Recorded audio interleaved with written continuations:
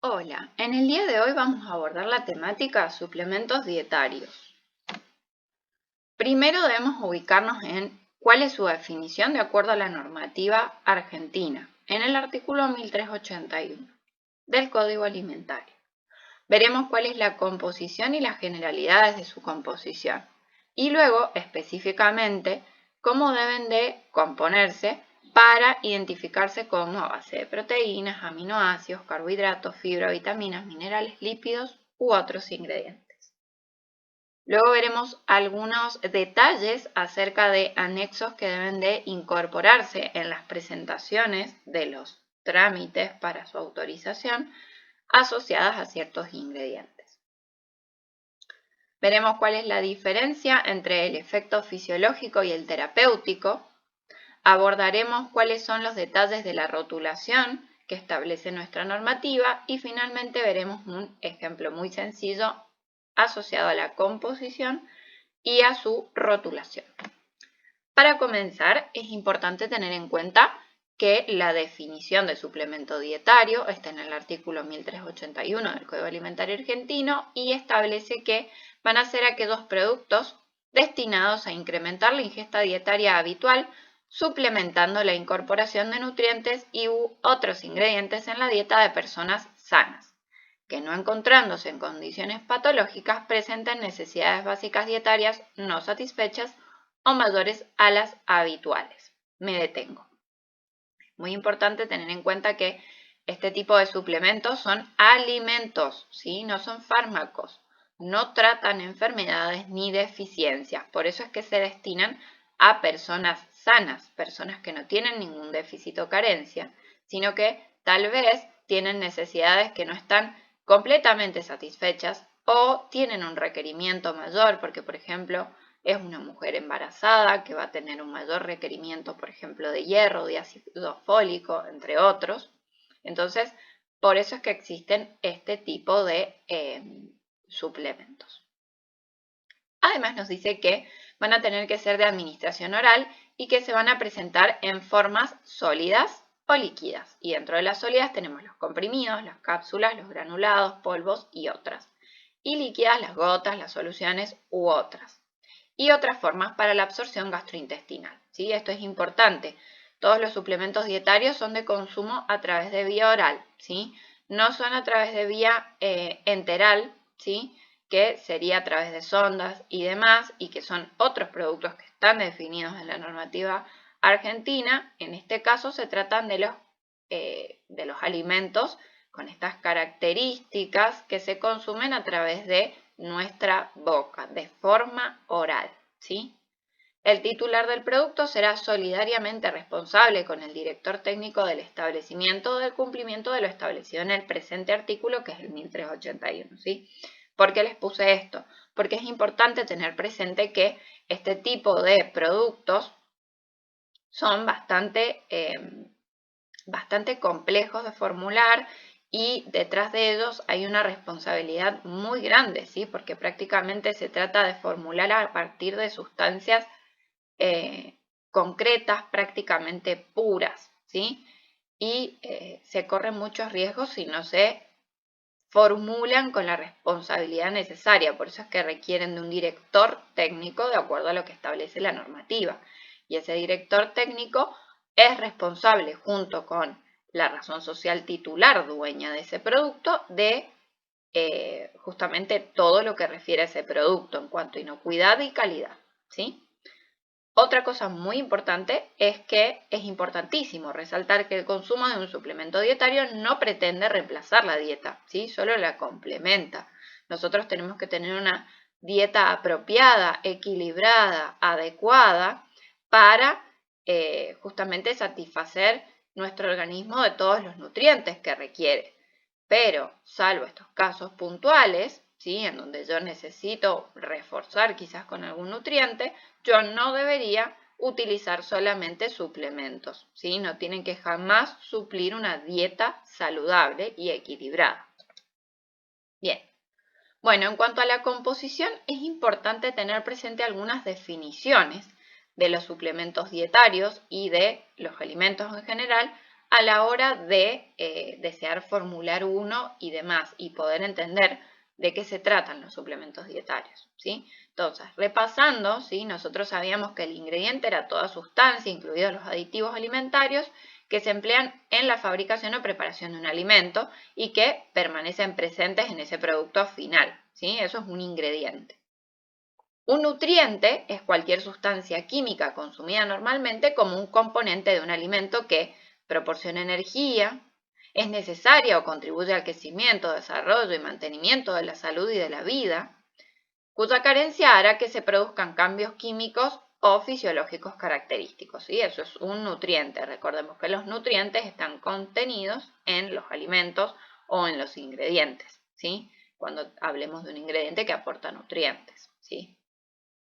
Otros ingredientes son aquellos que no están incluidos explícitamente en el código alimentario, pero que naturalmente están presentes en los alimentos destinados al consumo humano y forman parte de la dieta habitual de las personas. Y les puse el ejemplo del licopeno. Otro ejemplo puede ser el resveratrol, ¿sí? Son esas sustancias que están contenidas, por ejemplo, el licopeno en el tomate, el resveratrol en la uva, ¿sí? Están contenidas, ¿sí? En sustancias o en alimentos naturales, ¿sí? Pero estamos hablando de una sustancia específica, de un compuesto químico específico que consumimos, ¿sí? Y el rol fisiológico, que es la función específica reconocida científicamente que tiene el ingrediente respecto a un efecto benéfico sobre una o varias funciones específicas del organismo asociadas con una buena salud o el rendimiento, ¿sí? Cuidado que el rol fisiológico no es lo mismo que terapéutico, ya lo vamos a ver. ¿Y qué nos dice también la normativa en el artículo 1381? Que estos suplementos deberán contener en forma simple o combinada, sí o sí, aminoácidos, proteínas, lípidos, carbohidratos, probióticos, vitaminas, minerales, fibras y u otros ingredientes con rol nutricional o fisiológico. Podrán adicionarse de hierbas, vegetales y otros ingredientes que deberán ajustarse a las especificaciones, exigencias y limitaciones establecidas en el presente código, ¿sí? ¿Qué nos quiere decir esto? Que sí o sí un suplemento dietario va a tener que tener el aporte de uno de los nutrientes que yo les he señalado con negrita, ¿sí? Y alternativamente pueden presentarse hierbas vegetales o extractos de hierbas vegetales. También se considera los hongos. INAL hace poco ha respondido consultas acerca de que se pueden llegar a considerar análogo a las hierbas vegetales a los hongos, a pesar de que no son de la misma familia, ya sabemos que no son del mismo reino, ¿sí? Bien. Otra cosa muy importante a tener en cuenta que nos dice la normativa es que es fundamental evitar que un suplemento dietario sea confundido con otro tipo de productos, en especial con los medicamentos. Es muy importante, ¿sí? Por eso es fundamental tener en cuenta no solo la composición a fin de evitar ingredientes con uso terapéutico, sino también el rotulado con el uso de marcas, imágenes e incluso la publicidad, ¿sí? El rotulado es la vía de comunicación del elaborador con el consumidor y en función de ello es el consumidor quien elige el consumo de un suplemento dietario o no. Para evitar estas situaciones es preciso tener en cuenta estas cuestiones que hacen que un producto como un suplemento dietario pueda verse o presentarse como un medicamento, ¿sí? Es decir, que yo no puedo señalar, acá les puse el ejemplo de un suplemento dietario de tipo líquido, yo no podría, por ejemplo acá, incorporar logos o información que haga referencia a un mejoramiento de la salud. Por ejemplo, en muchos de los productos antiguamente, a partir de colágeno se señalaban las articulaciones y demás, y eso no estaba acorde a la normativa, porque podía dar la pauta de que ejercía algún tipo de efecto terapéutico a nivel de las articulaciones. Entonces, eso no sería apropiado de acuerdo a lo que nos dice la normativa, ¿sí? Puede llegar a generar algún tipo de confusión por parte de nuestro consumidor. De la misma manera, no podría decir que es saludable o destacar una leyenda saludable y demás, ¿sí? En el caso de indicar, por ejemplo, que es un producto saludable o algo así, textual, una frase de ese modo textual. Bien, en esta filmina lo que quise hacerles es un breve resumen, se va a abordar punto por punto cada uno de los nutrientes, ¿sí? Pero es como para que tengan un pantallazo y una ayuda a memoria para después estudiar, ¿sí? ¿Qué nos dice el artículo 1381? Para poder decir que yo tengo un suplemento dietario a base de proteínas, voy a tener que utilizar proteínas que sean de alto valor biológico, ¿se acuerdan que son aquellas que tienen la composición de aminoácidos esenciales cubierta en la dosis apropiada, ¿sí? En un equilibrio para su correcta absorción completa? Y esos aminoácidos están en la resolución 0112, en una tablita, ¿sí? Con sus concentraciones. Y por otro lado van a tener que cubrir un 30% de la ingesta diaria recomendada para hombres, mujeres o niños, ¿sí? Dependiendo del grupo etario y destino del suplemento, de acuerdo al artículo 1387, ¿sí? Vamos a verlo después en detalle cuando hablamos de suplemento dietario a base de proteínas y así para cada uno. En segundo lugar, tenemos los suplementos dietarios a base de aminoácidos y otras sustancias nitrogenadas con valores máximos diarios establecidos en la tabla 2. ¿Por qué dice esto acá? Bueno, ya vamos a ver que se aceptan los aminoácidos en su forma L y que hay algunos que tienen límites máximos establecidos, ¿sí? Porque recordemos que un exceso de aminoácidos y demás e incluso de minerales pueden llegar a ocasionar una alta carga renal y tener después problemas, ¿sí? A nivel renal. Entonces, bueno, por eso es que es tan importante. Después tenemos los suplementos dietarios a base de fibra, ¿sí? Que van a tener que adaptarse a lo que establece la normativa como fibra, ¿sí? Ya vamos a ver puntuales cuáles son las sustancias que así denomina. Y en el caso puntual de que esa fibra además sea prebiótica, va a tener que cumplir con lo que indica el artículo 1390 de prebióticos. Bien, entonces, ¿qué es importante tener presente de acuerdo a esto? ¿Sí? Que para que se pueda considerar un suplemento dietario como tal, tiene que cumplir con aportar, aunque sea uno de estos nutrientes que yo les mencioné. Y que no se va a admitir se encuentren solamente constituidos por hierbas o puede ser también por hongos, ¿sí? Sí o sí tiene que tener el aporte de uno de estos nutrientes, como mínimo, para hacer un suplemento dietario. No puede estar constituido simplemente por hierbas y extractos de hierbas. Y otra cosa importante que ya se las mencioné, es que el consumo de suplementos dietarios jamás va a reemplazar a una dieta rica, variada y equilibrada, ¿sí? Bueno, vamos a abordar concretamente el suplemento dietario a base de proteínas, ¿sí? Ya dijimos que las proteínas van a tener que ser de calidad nutricional equivalente a proteína de leche, suero lácteo, huevo, soja u otras, ¿sí? Es decir, que tiene que ser de alto valor biológico.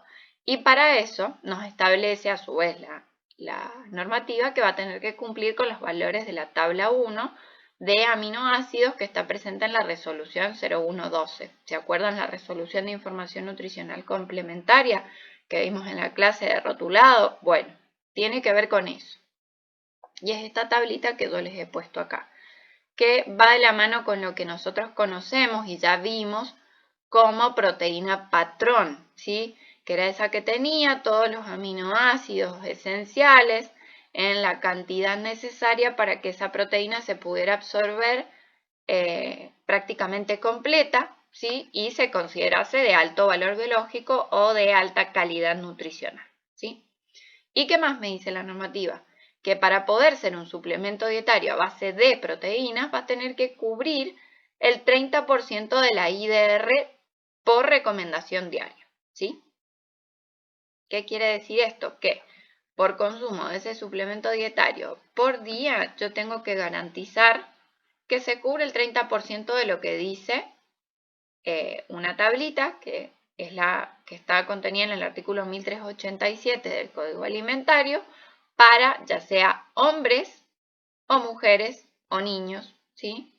En el caso de que el suplemento dietario se destine a hombres, se utiliza su valor. En el caso de que no se especifique a quién se destina el suplemento dietario, se utiliza el valor de hombres, ¿sí? El valor de referencia o la ingesta diaria de referencia de hombres. Entonces, de acuerdo a la tabla 1387 del código, me dice que la IDR de proteínas para hombre es de 56 gramos por día y de mujeres es de 46 gramos por día. Entonces, si yo tengo un suplemento dietario a base de proteínas que se va a destinar a hombres, ¿cuánto necesitaría aportar de proteínas para cumplir este 30%? Va a ser 56 gramos por 30%, que me dice que en general, para este tipo de suplementos dietarios destinados a hombres o población general, por lo que les decía recién, cuando no se especifica, tiene que aportar como mínimo un 16,8 gramos, que viene de esa relación de 56 gramos por 30%. Por recomendación de consumo diario. ¿Qué quiere decir esto? Que el fabricante me va a decir que yo tengo que consumir X cápsulas, X comprimidos de X peso, y esos comprimidos, cápsulas o quizás un polvo que reconstituyo, me tienen que garantizar estar aportando 16,8 gramos de proteína por día, ¿sí? Lo mismo o análogo aplicado a un suplemento dietario a base de proteínas que se destine a una mujer. En este caso lo que vamos a hacer es utilizar la IDR concreta para mujeres, que es de 46, es un poco más baja, ¿sí? Entonces voy a hacer 46 gramos por 30% y voy a obtener que como mínimo ese suplemento dietario para poder denominarse a base de proteínas me tiene que estar aportando por día 13,8 gramos de proteínas según la recomendación de consumo diario, ¿sí? Y a su vez, esto se va a ver afectado a la hora de formular el suplemento dietario, ¿sí? De acuerdo a la fórmula cuantitativa de ese producto, ¿sí? Cuáles son los ingredientes, ¿sí? Y cuantitativamente hablando, cuál es el aporte de cada uno, desde el punto de vista nutricional o no. Las características de la materia prima, ¿sí? Por ejemplo, de la proteína que yo esté utilizando, qué tan pura es, si tiene vehículos, si tiene humedad, ¿sí? Su pureza, la humedad, como les decía, va a depender también de la instrucción de consumo y el método de reconstitución, por ejemplo, si se trata de un producto que tengo que disolver, por ejemplo, ¿sí? ¿Y cómo puedo garantizar y controlar? Bueno, en primer lugar, si yo soy quien tiene que formular ese alimento, ¿sí? Y está a cargo de ello, bueno, a través de la fórmula y de las materias primas y de conocer la constitución de esas materias primas y su pureza, humedad y demás. Y después, cuando yo obtuve el producto, perfectamente podría llegar a hacer un análisis centesimal o quizás un poco más complejo, ¿sí? Quizás una cromatografía y demás, si quiero determinar, por ejemplo, aminoácidos concretos y concentraciones y demás, que es lo que vamos a ver ahora. Bien, ahora, si yo tengo un suplemento dietario a base de aminoácidos, ¿sí? ¿Qué es lo que me dice la normativa? Que cuando contengan aminoácidos y otras sustancias nitrogenadas agregadas como tales, no van a poder superar las cantidades diarias según los valores máximos de la tabla 2, que es esta que yo les he pegado acá, casi no se ve, ¿sí? Pero establece justamente los límites. En gramos, por ejemplo, de alanina, me dice que no puedo tener un aporte diario superior a 3,3 y así para cada uno de los que están establecidos, ¿sí? Como les dije, todos los aminoácidos se establece que tienen que estar en su forma L. Otra cosa importante es que se pueden obtener suplementos dietarios a base de varios aminoácidos, usualmente, y después de una serie de consultas que se hicieron al INAL, lo que se hace es que cuando tengo más de 3 aminoácidos, se simplifica a la hora de mencionarse y directamente se indica suplemento dietario a base de aminoácidos, en lugar de decir suplemento dietario a base de, por ejemplo, fenilalanina, teonina, tirosina, valina, ¿sí? En ese caso se puede simplificar. ¿Se los puede mencionar todos? Sí, pero también se los puede simplificar cuando tengo más de 3. Bueno, un ejemplo, ¿sí? Un suplemento dietario formulado con proteína de suero lácteo, ¿sí? Glutamina, extracto de guaraná y cafeína, ¿sí? Se debe calcular el contenido, especificación de cafeína del extracto de guaraná usado. La suma de esta cafeína más los 100 miligramos de cafeína agregada como tal no van a tener que superar los 200 miligramos, ¿sí? Porque si nosotros nos fijamos en este listado, tenemos un contenido de cafeína que está acá al final establecido que nos dice que es de 0,2 gramos, es decir, 200 miligramos. Por eso es que yo acá tengo que tener en cuenta la cafeína que procede del guaraná y la cafeína que yo estoy incorporando como tal en el suplemento dietario para ver que no esté superando ese máximo. Y nuevamente va a ser fundamental tener presente justamente la pureza de la glutamina, del suero lácteo, del extracto de guaraná que va a tener una X proporción de cafeína, de esa cafeína, si es una cafeína 100% pura, si es una cafeína que tiene entre sus constituyentes un vehículo, ¿sí? Entonces será fundamental corroborar esto. Y por supuesto, ¿cómo voy a poder garantizarlo? Y a través de la formulación, conociendo las características de las materias primas, y puedo hacer un análisis detallado, como puede ser, como les decía, una cromatografía, en donde yo, cuando tengo aminoácidos, puedo determinar qué aminoácidos están presentes y en qué concentraciones. Otro grupo importante de suplementos dietarios son los que son a base de carbohidratos, ¿sí? Principalmente estos son los que son de absorción rápida, monodisacáridos como lactosa, glucosa y demás, que principalmente se destinan a personas que realizan ejercicio físico, ¿sí? Que realizan un deporte y necesitan energía de forma rápida, ¿sí? Y otro caso son los suplementos dietarios a base de fibra, ¿sí?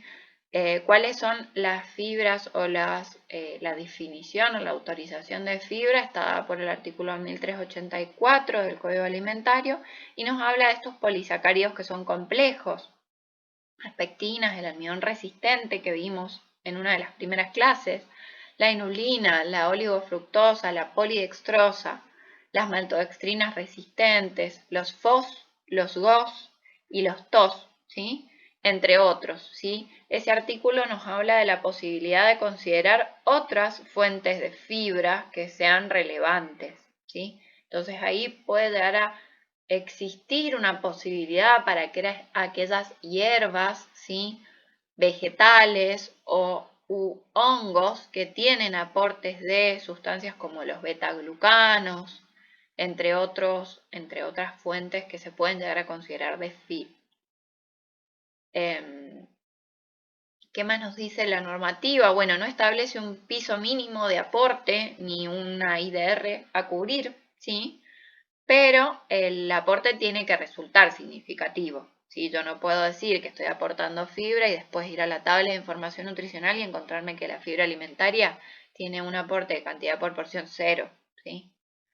Y bueno, y tiene que ser por supuesto relevante para la población a la cual se destina. Recordemos también que no es un consumo recomendado en población infantil, que tiene una serie de limitaciones mayores en cuanto al consumo de fibra y demás, porque tiene esta pérdida o arrastre de otros nutrientes cuando yo tengo una alta concentración de fibra en la dieta, ¿sí? Más que nada de niños que necesitan absorber todos los minerales y demás lo mejor posible. Y nuevamente va a ser fundamental conocer las características de las materias primas con las que se formulen estos suplementos dietarios, si ustedes son los profesionales a cargo de formular, para garantizar justamente que presenten las características y el aporte nutritivo apropiado y el declarado principalmente, porque si no sería un engaño para el consumidor, a partir de justamente conocer las materias primas, como les dije, la pureza de esas materias primas, su humedad, sus instrucciones de consumo, los métodos de reconstitución de ese producto, para así garantizar y controlar que se cumpla lo que dice la rotulación, desde el punto de vista de la etapa de formulación y desde el punto de vista final, en donde tengo generalmente un análisis centesimal, ¿sí? Porque estos compuestos son fáciles de determinar con un centesimal, ¿sí? O un análisis común, tradicional, sencillo, sin la necesidad de que sea tan específico. Ahora vamos a ver un grupo importante, sí, creo que es uno de los más relevantes en cuanto a los suplementos dietarios que existen, que es el de los que son a base de vitaminas y minerales, ¿sí? ¿Qué nos dice la normativa? Que van a tener que cumplir con una cobertura mínima de 30% de la ingesta diaria recomendada por día, ¿sí? De la vitamina o mineral concreto, y va a ser de acuerdo a la IDR establecida en el artículo 1387, como ya vimos, para ciertos grupos etarios y hombres o mujeres. Cuando no se especifica el grupo al que se destina, se toma en cuenta el valor de la ingesta diaria correspondiente a hombres, ¿sí? Que es lo que les decía más temprano cuando vimos proteínas. Veamos un caso, ¿sí? Un suplemento dietario formulado con vitamina D que por recomendación diaria del elaborador es de 2 comprimidos por día, cubre el 40% de la IDR de acuerdo a las tablas del 1387 y de calcio cubre el 50%. Se denominará suplemento dietario a base de calcio y vitamina D en comprimidos. No obstante, el mismo producto con una recomendación de consumo de 1 comprimido por día, ¿sí? Es decir, la mitad, cubriría el 20% de la IDR de la vitamina D, es decir, que no llega a ese 30%, y el 25% de la IDR de calcio. Este producto no sería un suplemento dietario, ¿sí? Por eso es que es tan importante el tema de corroborar la recomendación diaria y verificar que alcance ese aporte o cobertura mínima del mineral o vitamina que quiera caracterizar a ese suplemento, ¿sí? Y para poder garantizar eso a la hora de ser ustedes quienes formulen, nuevamente va a ser fundamental que conozcan las características de las materias primas y el método de reconstrucción o restitución de ese o de consumo de ese suplemento dietario. ¿Cómo lo van a poder garantizar? Bueno, formulando acorde a las materias primas que tienen y al método de consumo o instrucción de consumo. ¿Por qué les digo esto? Porque hay algunos suplementos dietarios que hay que diluir, ¿sí? Y esa especificación de consumo tiene que ser la apropiada para evitar perder nutrientes, para garantizar que cada dosificación sea la correcta y demás, ¿sí? Y si no, también puedo controlarlo a través de un análisis detallado de ese producto terminado, reconstituido. En este caso sí se puede llegar a pensar en una cromatografía para determinar ese tenor concreto de ciertas sustancias, minerales o de vitaminas. Bien, ahora vamos a ver el caso de los suplementos dietarios a base de lípidos, ¿sí? ¿Qué nos dice la normativa? Vieron que vienen un montón de cápsulas de aceite y demás. Bueno, nos dice que en el caso de estar constituidos por triglicéridos de aceite de pescado o de otros organismos marinos, estos deberán presentar un contenido de ácido eicosapentaenoico, el EPA, y de ácido decosaheexaenoico, el DHA, no menores del 6%, ¿sí?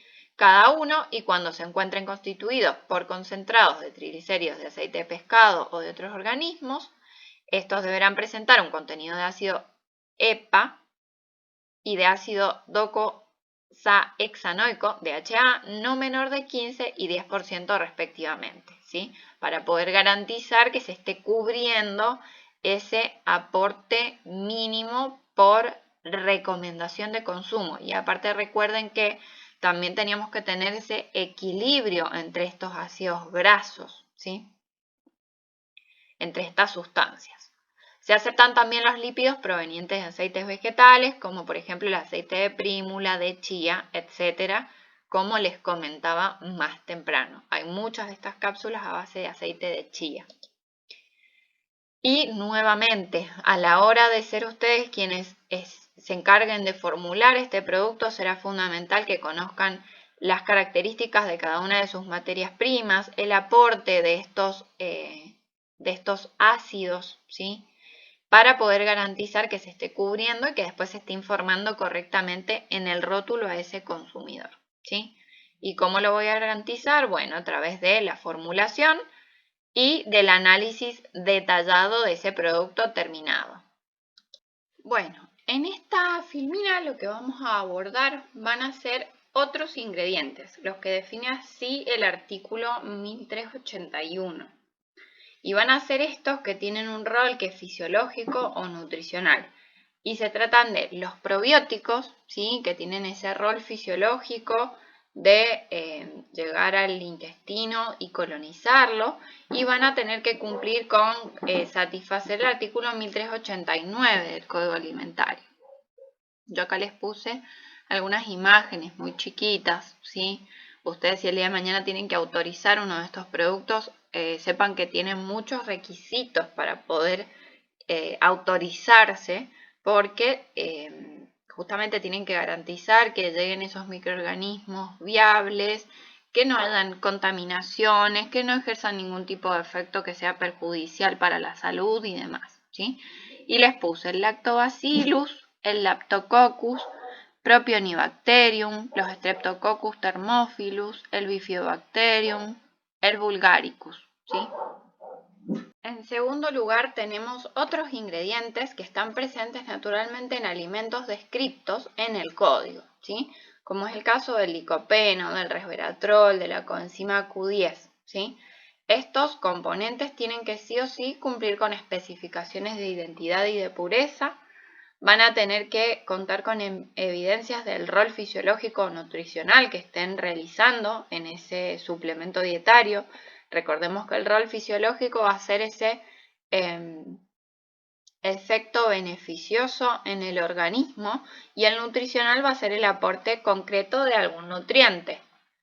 No van a tener que contar con una indicación terapéutica, ni se pueden destinar a estados patológicos en las concentraciones en las que se presenten en los suplementos dietarios, y van a tener que incorporar un anexo, que es el anexo 1, para poder autorizarse en este tipo de productos, ¿sí? Si ustedes el día de mañana se dedican como profesionales a justamente elaborar este tipo de alimentos, ¿sí?, de suplementos dietarios, sepan que van a tener que incorporar esta documentación, que va a ser la que justifique la presencia de este ingrediente en ese suplemento dietario por su efecto fisiológico o nutricional, con todas las características de identidad y pureza que tenga que cumplir. Y por último, las hierbas, los vegetales también están constituidos o se consideran dentro de las hierbas, y también se consideran los hongos, que están listadas en el artículo 1381 y autorizadas en el resto del código, ¿sí? Van a ver que en el artículo 1381 hay una lista bastante extensa, en donde, por ejemplo, está la centella asiática, entre otras, con su nombre científico, y el órgano que se debe especificar a la hora de declarar los ingredientes cuando se utilicen este tipo de hierbas. Y en este caso, la justificación de utilización de este tipo de productos se va a tener que anexar, completando el anexo 2, que ya vamos a ver también cómo se constituye o caracteriza, ¿sí? Pero es importante que tengan en cuenta que si van a dedicarse a elaborar este tipo de productos, tienen que contar con toda esta documentación que va a permitir justificar por qué es tan importante que el ingrediente o la hierba esté presente, o en este caso también pueden ser los hongos, esté presente en ese suplemento dietario. Recuerden, solamente se pueden utilizar aquellas sustancias que están definidas en el código, ¿sí? Así que esas hierbas van a ser las del artículo 1381 o algunos de los vegetales que está o hierbas que están en el código en alguno de sus capítulos, y si son hongos van a ser hongos de los que están definidos en el capítulo de correctivos y coadyuvantes. No pueden ser otros, porque se los digo, a la fecha de hoy, Cordyceps militaris no está incorporado en el código alimentario todavía, pero sí, por ejemplo, la melena de león, que les he puesto acá la imagen, sí está Ganoderma lucidum o el reishi. La melena de león es Ericium erinaceus, y hay un par más, ¿sí? Hay varios, el shiitake, Lentinula edodes, entre otros, ¿sí? Pero son concretamente sustancias que estén definidas en el código alimentario las que se pueden llegar a considerar como posibles ingredientes, siempre que cumplan con el aval del anexo correspondiente, en este caso el anexo 2 si hablamos de hierbas o de hongos.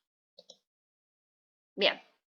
Abordemos en detalle qué es lo que tiene que tener el anexo 1 en el caso de que yo utilice un ingrediente de estos concretos, como podía ser un licopeno, una coenzima Q10, ¿sí? Son estos que generalmente están definidos, esas sustancias, en el capítulo de misceláneos. Los van a encontrar ahí y van a ver que en general todos especifican que se utilizan en suplementos dietarios. Tienen definiciones muy cortitas. Bueno, ¿qué van a tener que tener en el anexo 1 para fundamentar su utilización? El nombre químico y común de esa sustancia, ¿sí? El nombre químico, la fórmula química, ¿sí? La clasificación química del ingrediente, si es originado a partir de una fuente natural, que tiene que ser así, ya dijimos, especificar cuál es su fuente, por ejemplo en el caso del licopeno, el tomate, el resveratrol, la uva, ¿sí? La concentración en la que se presenta en la fuente natural, la concentración propuesta que va a haber de ese compuesto concreto en ese producto terminado, antecedentes de utilización, ¿sí? Que pueden ser nacionales o internacionales. Valores de ingestas de referencia según organismos reconocidos. Yo acá les dejé algunos organismos reconocidos. Ustedes también pueden utilizar bibliografía, papers y demás que sean robustos. Estos son los organismos que les he puesto. Están acá en este cuadrito rosadito.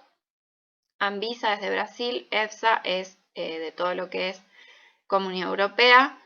AECOSAN es de, si no me equivoco, es de España.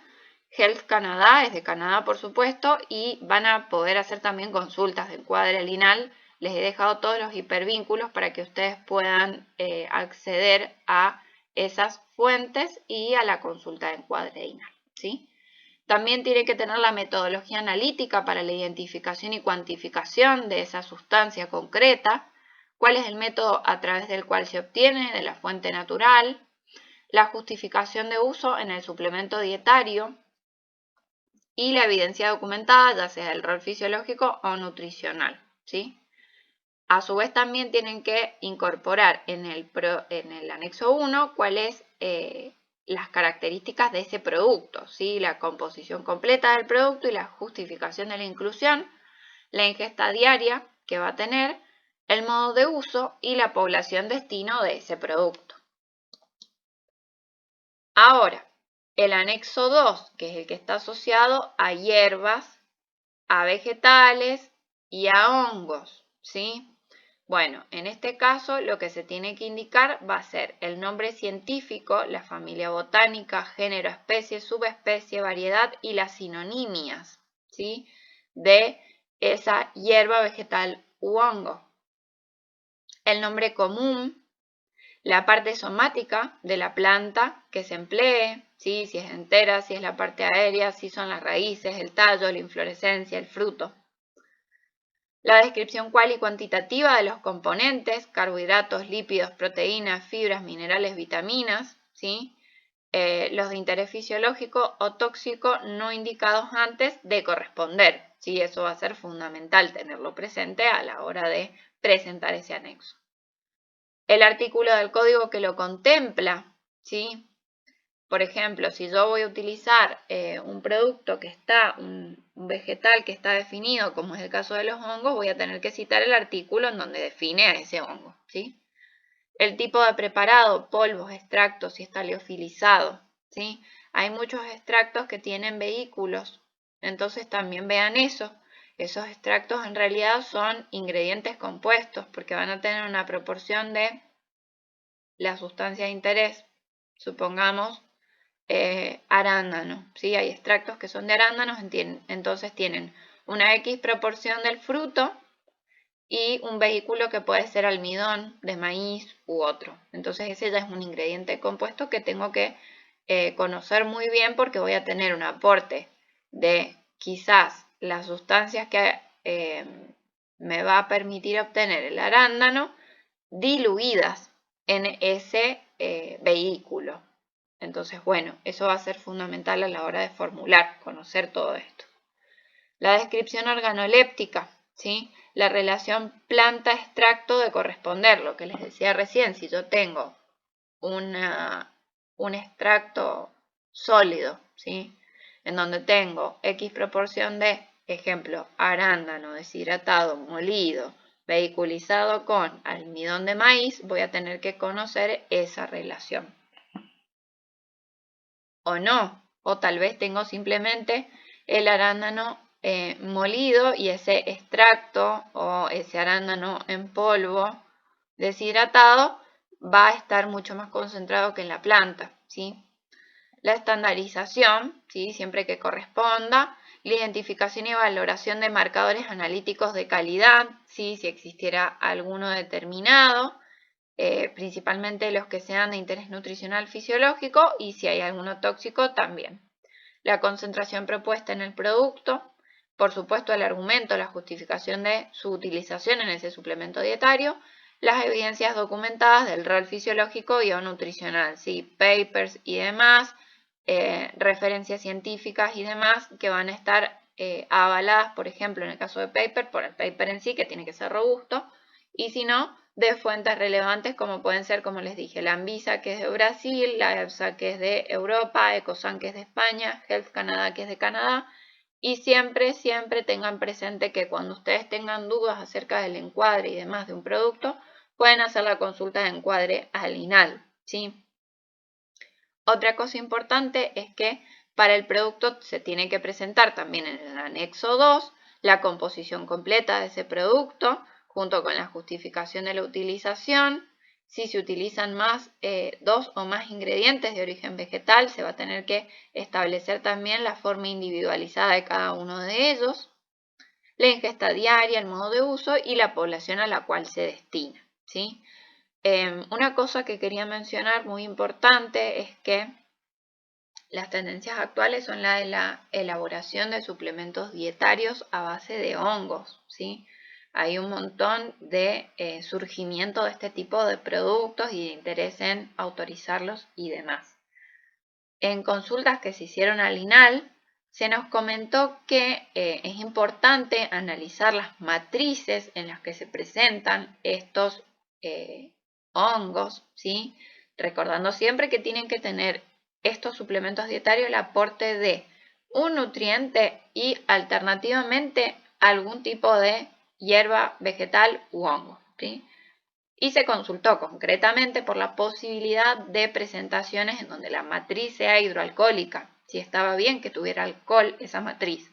Se consideró la posibilidad y se dijo que era factible de que fuera así, porque hoy en día hay un surgimiento, como les decía, de este tipo de extractos que son en una fase hidroalcohólica de hongos, ¿sí? Entonces se consideró la posibilidad. Sin embargo, se nos indicó que era muy conveniente realizar consultas de encuadre para este tipo de productos para poder analizar con toda la información completa si esa matriz era compatible con tanto la hierba, en este caso el hongo que se quería utilizar, y el aporte nutricional que se le iba a dar ese suplemento dietario referido al nutriente concreto que sí o sí tiene que estar, ¿sí?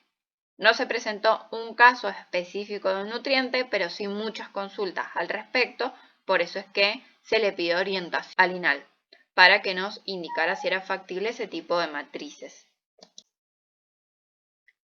Bien, y ahora será importante entonces distinguir la diferencia entre efecto fisiológico y efecto terapéutico, ¿sí? Recordemos que el fisiológico tiene que ver con alimentos y el terapéutico con fármacos, ¿sí? Y enfermedades, estados patológicos. Bueno, el efecto fisiológico, como vemos acá del lado izquierdo, va a contribuir a mantener, ¿sí? ¿Qué va a mantener? La salud, la homeostasis, ¿sí? El equilibrio de ese organismo, ¿sí? Y de sus funciones fisiológicas. ¿Recuerdan cuando vieron fisiología humana que la base de todo era esa homeostasis, ese estado de equilibrio, que si esa homeostasis se veía afectada, empezaban a ocurrir una serie de efectos que ya eran patológicos? Bueno, esa sería una de las diferencias claves. El efecto fisiológico de un alimento, de una sustancia, va a ser eso que yo hago antes de que se manifieste un desequilibrio, ¿sí? Versus el efecto terapéutico, que lo tenemos acá al lado derecho. ¿Qué pasa? En el efecto terapéutico, yo lo que busco es corregir restaurar o modificar una función. ¿Qué quiere decir? Que ya se produjo un desequilibrio, ya se manifiesta una enfermedad, una carencia, un déficit, ¿sí?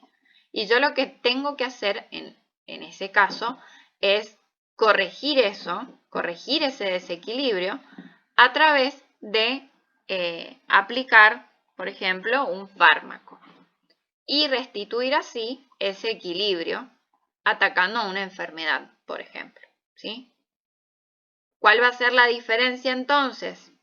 El efecto fisiológico es sobre personas sanas para evitar que se presente una enfermedad, un desequilibrio. El efecto terapéutico es en una persona enferma, en una persona que tiene un déficit, ¿sí? O demás. En ese caso, yo lo que busco es corregir ese desequilibrio. Nosotros nos enfocamos en todo lo que es el efecto fisiológico porque nosotros nos dedicamos a elaborar alimentos, no fármacos, ¿sí? Los fármacos se elaboran por farmacéuticos y se autorizan por el departamento de farmacia, no por las bromatologías.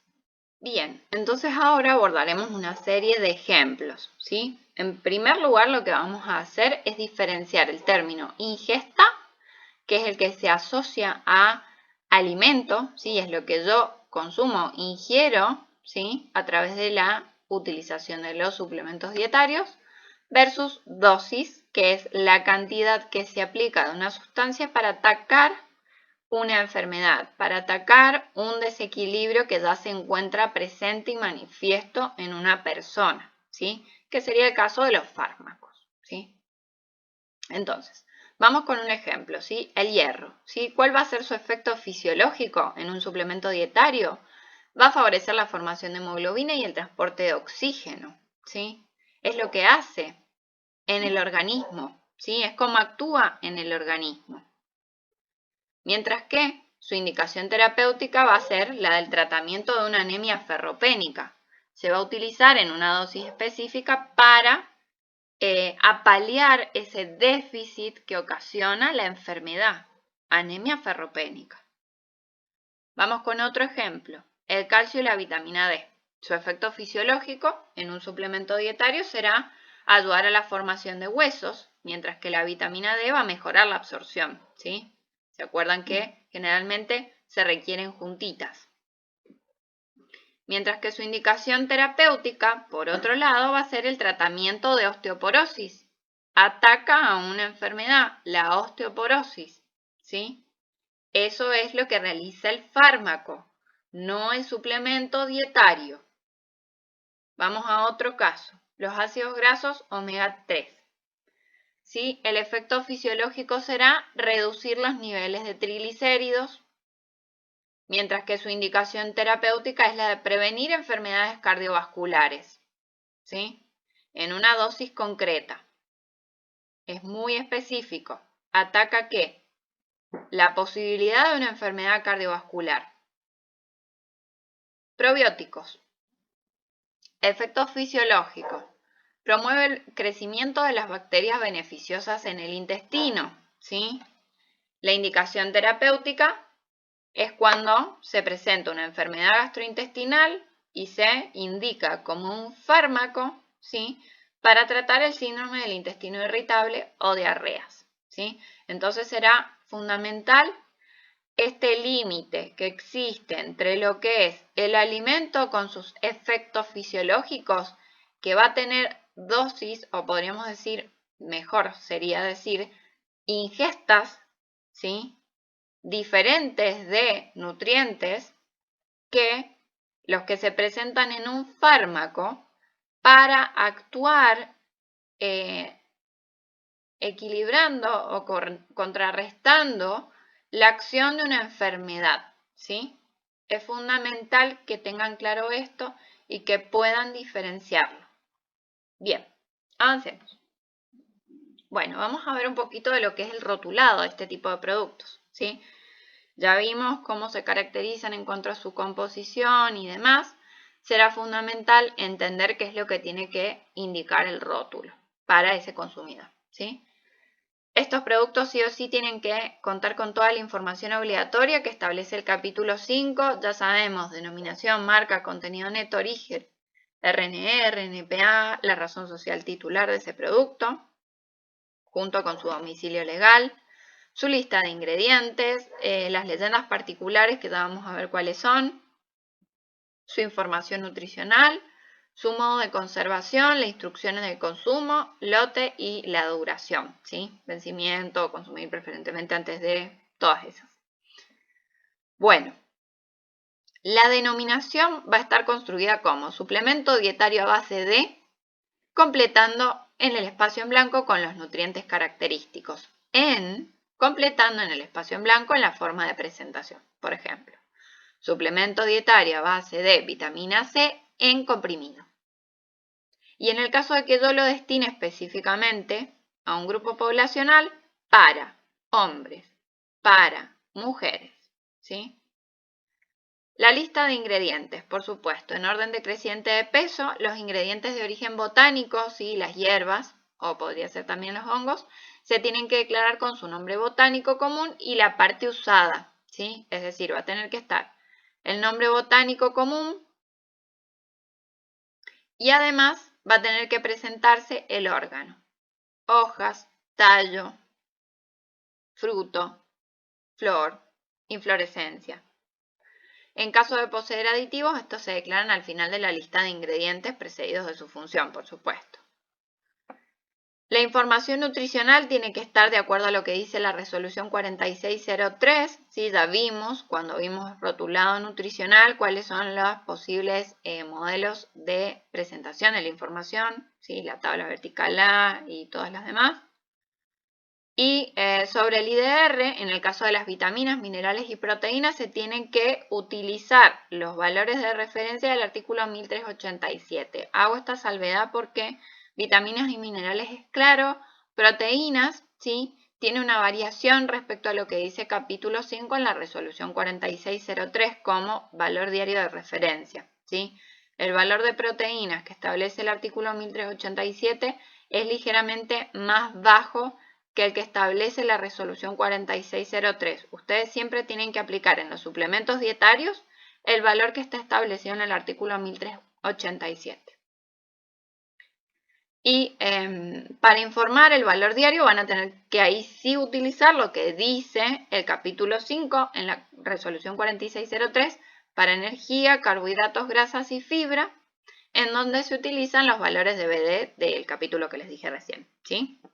Y además, recuerden que tiene que estar el desglose de los carbohidratos, de azúcares totales y azúcares añadidos, ¿sí?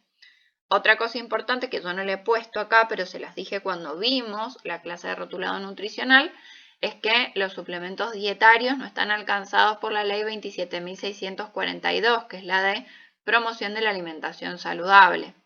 Por lo tanto, no aplican los octógonos ni las leyendas de advertencia en este tipo de productos. Las leyendas de advertencia asociadas a esta ley que les estoy mencionando, ¿sí?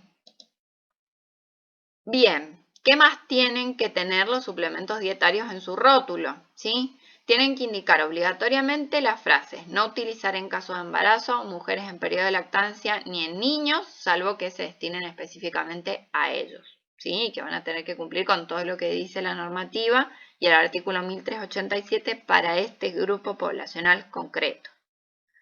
Mantener fuera del alcance de los niños, consumir este producto de acuerdo a las recomendaciones de ingesta diaria establecidas en el rótulo.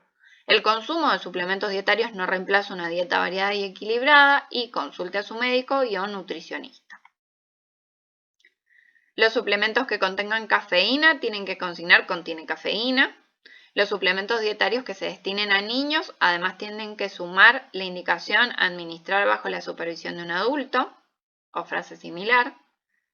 Cuando ocurra, supera la ingesta diaria de referencia en, especificando el nutriente que se supera, consulte a su médico y a un nutricionista, ¿sí? ¿Qué pasa? Si yo, por ejemplo, en el caso de la vitamina C, sé que la ingesta diaria de referencia es de 45 miligramos por día, pero formulo un suplemento que me aporta 46 miligramos de vitamina C por día, ¿sí? La está superando. en la recomendación diaria.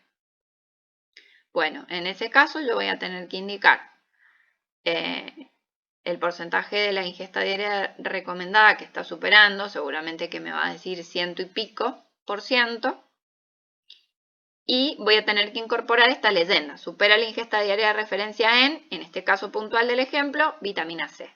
Consulte a su médico y o nutricionista, ¿sí? Van a ver que hay muchos suplementos dietarios en donde se presenta esta leyenda, porque incluso se ponen a leer el rótulo en la parte de información nutricional y van a ver que tienen un aporte de 2000, ¿sí? O una cobertura de 2000. Más que nada va a pasar en aquellas sustancias que se liberan a través de orina, como es el caso de las vitaminas hidrosolubles. No les va a pasar en las liposolubles, ¿sí? Es más, tienen tablas de sustancias que no deben de superar en la formulación de los suplementos dietarios. Entonces, cuidado también con eso.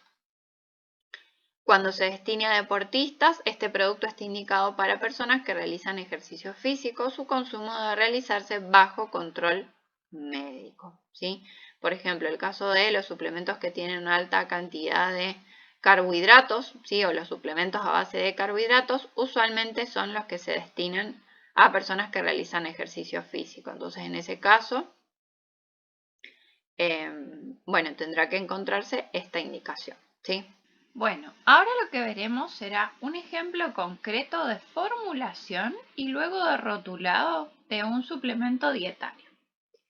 En este ejemplo lo que tenemos es un suplemento dietario a base de zinc y vitamina C en comprimidos, en donde la recomendación diaria va a ser de 2 comprimidos y cada comprimido va a tener un peso de 0,5 gramos. Por lo tanto, por día, el consumo del suplemento dietario va a ser de 1 gramo y ese gramo va a tener que garantizarse satisfaga o se cubra al menos el 30% de la ingesta diaria recomendada, tanto de zinc como de vitamina C, de acuerdo a lo que dice la normativa. Que si nosotros revisamos, el artículo 1387 nos va a decir que la ingesta diaria recomendada de zinc es de 7 miligramos por día y de vitamina C es de 45 miligramos por día para hombres adultos. Recordemos que como acá en este suplemento no se especifica el grupo al que se destina, se utiliza la IDR de hombres adultos. A su vez, el elaborador solicita que el aporte sea de un 100% de la IDR de zinc y de un 80% de la IDR de vitamina C. Por lo tanto, tendré que determinar cuáles son los valores que yo tengo que alcanzar, ¿sí? Van a ser suplementos dietarios porque están aportando más de ese 30%, que es lo que me pide el elaborador, y a su vez me pide que el zinc sea el 100% de la ingesta diaria recomendada, es decir, que va a ser 7 miligramos, y de la vitamina C tendré que sacar un cálculo. Entonces yo digo que tengo 1 gramo de suplemento dietario al día, que me va a tener que aportar 7 miligramos de zinc, y de la vitamina C será 45 miligramos, que es la IDR, por 80%, que es lo que quiere el elaborador que tenga como aporte, y me va a dar 36 miligramos. Entonces, por cada gramo de suplemento dietario yo voy a tener que tener garantizado 7 miligramos de zinc y 36 miligramos de vitamina C. Si yo sumo 7 más 36 y digo 100 menos esa suma, voy a obtener 57 miligramos. Esos 57 miligramos van a ser impurezas, humedad, vehículos, aditivos que sean relevantes para obtener este suplemento dietario. Si ustedes se fijan, en realidad el aporte nutritivo es mucho menor a la mitad de suplemento dietario diario, ¿sí? Ven que es menor, que tengo 43 miligramos entre la vitamina y el zinc y 57 miligramos de vehículos. Entonces, esto se repite usualmente en los suplementos dietarios porque justamente los nutrientes son micronutrientes los que suelen aportarse o suelen suplementarse. Entonces es muy importante que todas esas materias primas sean de calidad alimentaria y demás para poder garantizar la inocuidad de estos productos, ¿sí? Consecuentemente, nosotros podríamos decir que puedo formular linealmente un suplemento dietario. Peso zinc, peso vitamina C, obtengo un suplemento. No, ¿sí? ¿Por qué?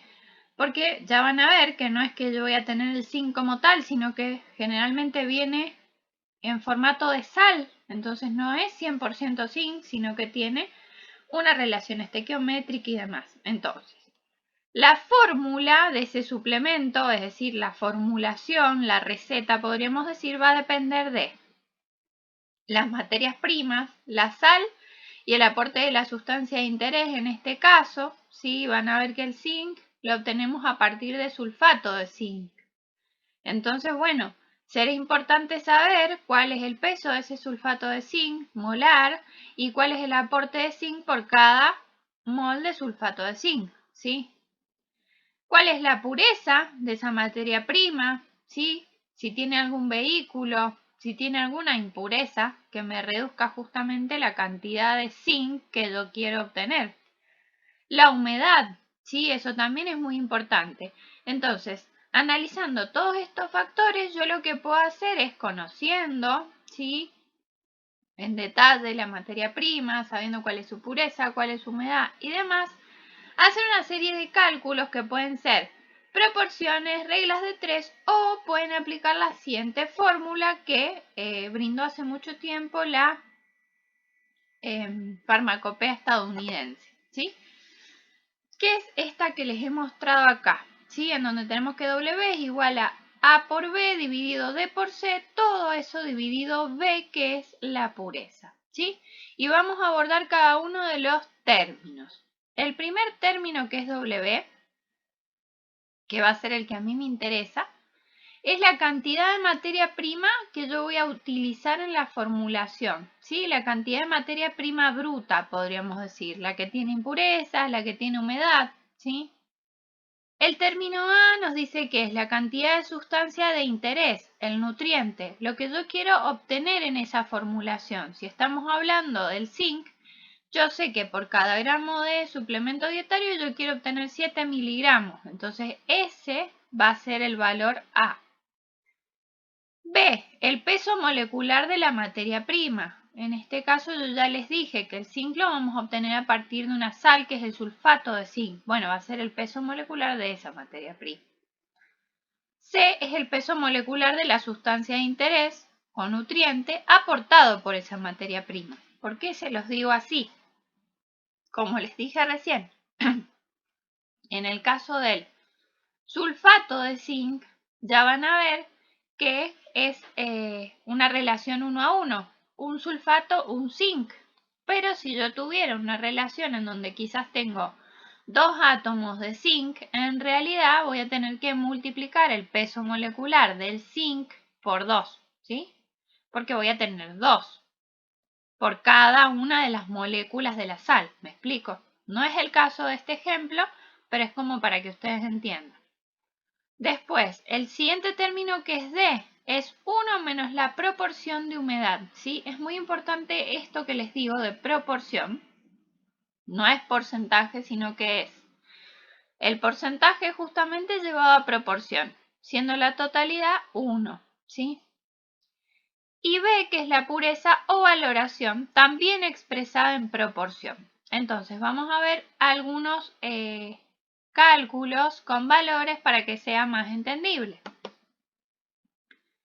Yo voy a tener que el zinc tiene un peso molecular de 65,38. La sal que yo adquiero para formular este suplemento dietario es sulfato de zinc con un peso molecular de 161,47 gramos por mol, ¿sí? Ven acá está la fórmula y es zinc, sulfato, relación 1 a 1, ¿sí? La pureza de esta materia prima, mi proveedor me dice que es del 99% y que su humedad expresada en proporción es del 0,003.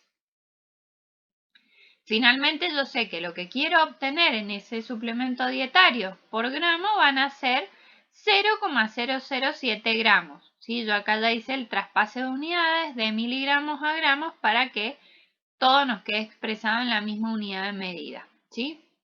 Entonces, ahora con toda esta información vamos a reemplazar en la fórmula que vimos.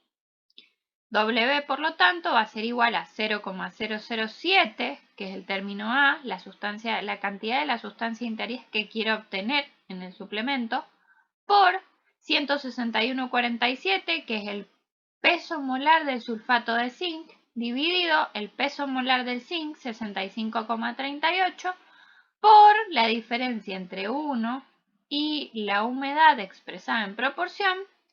Todo esto dividido la pureza del sulfato de zinc en proporción.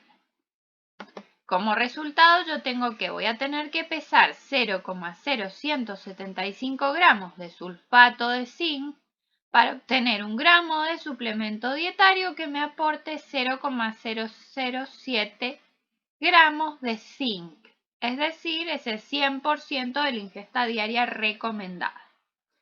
Ahora lo vamos a ver con la vitamina. La vitamina C tiene un peso molar de 176,12 gramos por mol.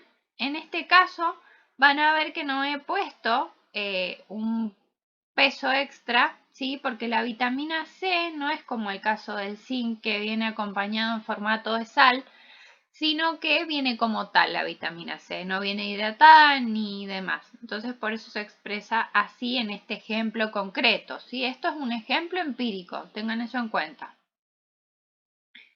Entonces, la pureza que me indica mi proveedor es de 105%, por lo tanto puedo decir que esta vitamina C como materia prima tiene una alta pureza. Ya van a ver que directamente después yo en proporción lo voy a reemplazar por 1, que sería el valor máximo. La humedad es de 0,001 en proporción. Y el peso de vitamina C a obtener en este producto por gramo va a ser de 0,036 gramos, que dijimos que era justamente lo que yo quería obtener para alcanzar este 80% de cobertura de la ingesta diaria recomendada por día, que es lo que me pide el elaborador, ¿sí? Entonces reemplazo los valores y voy a tener que W va a ser igual a 0,036, que es lo que quiero obtener, por 176,12, que es el peso de la vitamina C. Como la vitamina C va a estar en el mismo formato, se divide por el mismo valor, ¿sí? 176,12 por la diferencia entre 1 y 0,001, ¿sí? Y todo eso sobre 1, que sería la pureza máxima expresada en proporción. De esto obtenemos que deberíamos pesar para formular este producto y obtener un gramo de suplemento dietario 0,036 gramos de vitamina C con todas sus impurezas y demás para garantizar alcanzar ese 80% de la ingesta diaria recomendada y ese 0,036 miligramos de vitamina C por gramo de suplemento.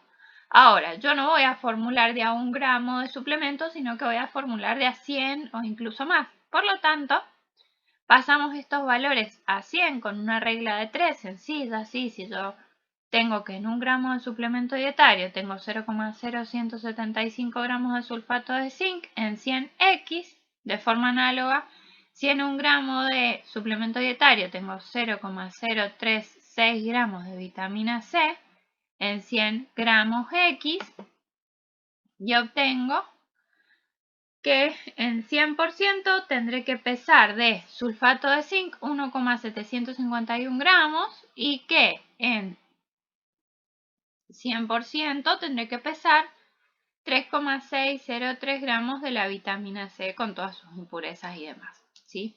Y humedad y todo lo que corresponde.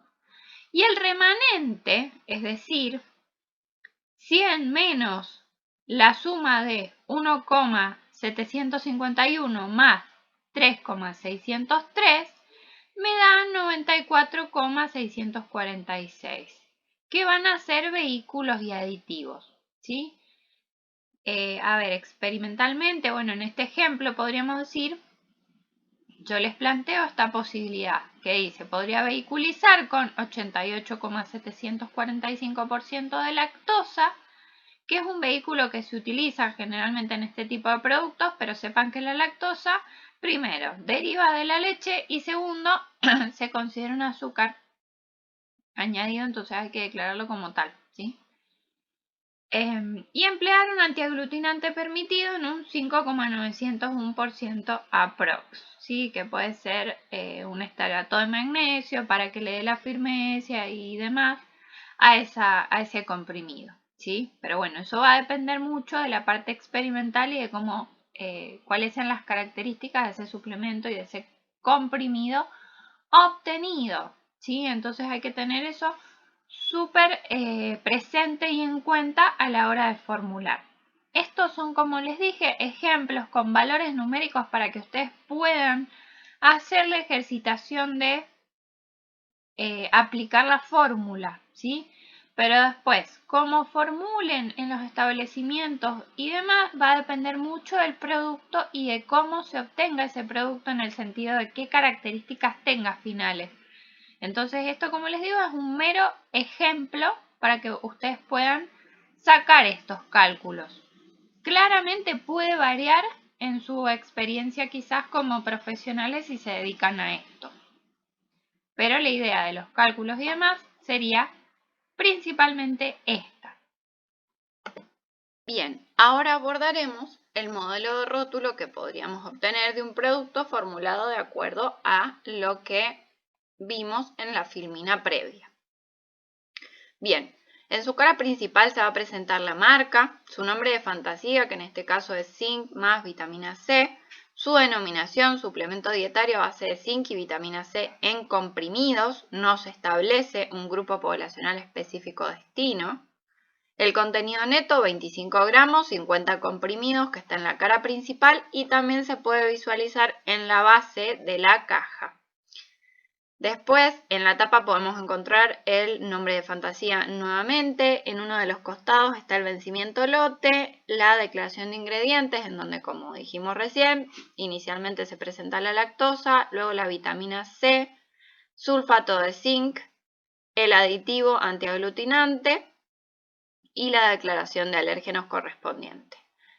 Por otro lado, tenemos también la indicación de cómo se debe conservar el producto en un lugar fresco y seco. En el otro lateral nos encontramos con la razón social, el domicilio legal, su RNR, RNPA y la instrucción de consumo, que será fundamental. Dijimos que tenían que ser 2 comprimidos, ¿sí? Por lo tanto, tenemos que la instrucción de consumo dice que es un comprimido en la mañana y un comprimido por la tarde con abundante agua. Por otro lado, en la parte posterior de la caja nos encontramos con todas las leyendas obligatorias que nos establece el artículo 1381. No utilizar en caso de embarazo, mujeres en periodo de lactancia ni en niños, mantener fuera del alcance de los niños, consumir este producto de acuerdo a las recomendaciones de ingesta diaria establecidas en el rótulo, es decir, esta instrucción de consumo. El consumo de suplementos dietarios no reemplaza una dieta variada y equilibrada. Consulte a su médico y o nutricionista. En cuanto a la tabla de información nutricional, la misma se obtuvo en base a la formulación, ¿sí? Porque todo esto es muy teórico, chicos. Yo les quería dejar planteado un modelo de rótulo. Sepan que la información nutricional siempre es mejor que la expresen de acuerdo a lo que les dice un análisis, ¿sí? Pero yo lo hice teórico en base a la composición que se ha planteado, para que más o menos tuviéramos valores completos. Entonces, en el encabezado tenemos información nutricional, porción 1 gramo, 2 comprimidos. Acá me detengo 2 segundos para hacer una aclaración. La normativa nos dice que nosotros acá en porción podemos expresarlo como queramos. Podrían haber expresado 0,5 gramos un comprimido, pero resulta tal vez más fiel indicar la recomendación diaria, que sería el gramo, que equivale a 2 comprimidos, para tener la información directa del aporte concreto diario que se quiere obtener al consumir esa recomendación diaria, ¿sí? Por eso es que yo, en este ejemplo que les he puesto, directamente pongo porción 1 gramo 2 comprimidos. Pero sepan que la normativa deja abierta la posibilidad de consignar una porción que sea diferente a la recomendación diaria. A mí me parece más práctico, me resulta más práctico y claro para el consumidor abordar la recomendación diaria, que se supone que es lo que él tiene que consumir para obtener la cantidad de nutrientes necesarios del suplemento dietario, ¿sí? Avanzamos. Bueno, después tenemos carbohidratos de los cuales, ¿sí? Ven que no está el valor energético. Bueno, ya les voy a explicar por qué. No está ni el valor energético, ni las proteínas, ni las grasas totales, ni saturadas, ni trans, ni fibra alimentaria, ni sodio. Carbohidratos de los cuales tenemos cantidad por porción, que era el gramo, 0,89 gramos. Ustedes se acuerdan que en esa formulación teórica dijimos que de lactosa teníamos un 88,70 y pico por ciento. Si yo lo paso al gramo, tengo 0,89 gramos de lactosa, que va a ser el principal hidrato de carbono que va a estar presente en este producto. Por eso también puse azúcares totales lo mismo y azúcares añadidos lo mismo. Después el zinc, que dijimos que lo queríamos obtener 7 miligramos en cantidad por porción, que equivalía a la cobertura del 100%, y la vitamina C, 36 miligramos, que equivalía al 80% de la cobertura. Y tengo la declaración nutricional simplificada, porque justamente son valores no significativos los que les mencioné recién, ¿sí? Valor energético, proteínas, grasas totales, grasas saturadas, grasas trans, fibra alimentaria y sodio. Y la leyenda obligatoria que está en toda tabla, ¿sí? Importante, corroboré el tema del valor energético, ¿sí? Si nosotros consideramos que tenemos 0,89 gramos de carbohidratos, hice la relación con el aporte de kilocalorías y me da un tenor por debajo de 4 kilocalorías. Consecuentemente, era no significativo, ¿sí? Otra cosa muy importante es que acá yo les he presentado una caja, ¿sí? La caja, como ven, tiene 25 gramos que equivalen a 50 comprimidos.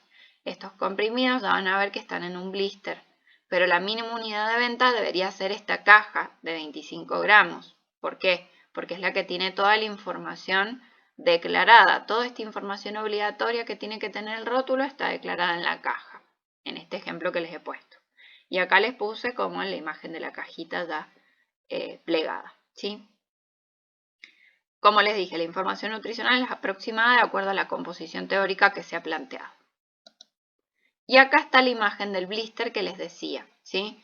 ¿Qué nos dice la normativa? Cuando existiera un envase secundario, que sería la caja que vimos recién, que es su mínima unidad de venta porque está íntegramente rotulada, este envase primario, que está parcialmente rotulado, sí o sí va a tener que tener como mínimo el lote, la fecha de vencimiento y la marca. Entonces acá ustedes van a ver que yo se los hice más o menos. Esta sería la parte de atrás de ese blister, lo que uno rompe cuando extrae los comprimidos, ¿sí? Que tiene el nombre de el suplemento dietario, la denominación les puse. No es obligatoria la denominación, ahí lo ven, ¿sí? Pero yo les puse la denominación y la marca, ¿sí? Marca, marca, marca, dice por todos lados. Ahí va la marca, ¿no?